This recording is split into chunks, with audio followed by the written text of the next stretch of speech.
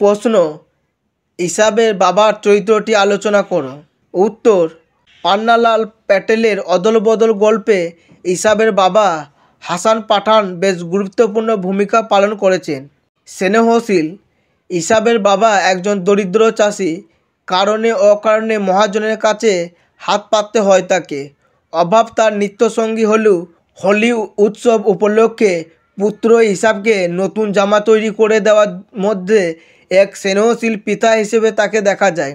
বিপত্নিক হাসান নিজেকে সর্বদা ঠিক রাখতে না পেরে মাঝে মাঝে ছেলেকে মেরেওছেন, তবে তা অন্তর থেকে নয়।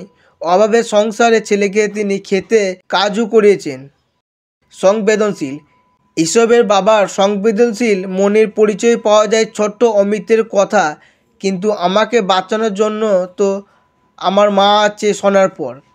তিনি এই কথা শোনার পর উপলব্ধি করেন যে মাহারা ছেলের বাবাকে মা পাবার দ্বৈত ভূমিকা পালন করতে হয়। আবেগপ্রবণ ও শিশুসুলভ তিনি আবেগে আপ্লুত হয়ে অমিতের মায়ের কাছে অমিতকে চেয়ে বসেন হাসান। তার মন এতটাই পুলকিত হয়েছিল যে অমিতের কথা তিনি সকলকে বলতে থাকেন। তার মধ্যে একটা শিশুসুলভ আবেগ লক্ষ্য করা যায়। ছোট্ট অমিতের কাছ থেকে ভালোবাসা ও উদারতা শিক্ষা নিয়ে নিজেকে বদলে ফেলে তিনি নিজেও এক মহত্ব চরিত্র হয়ে ওঠেন।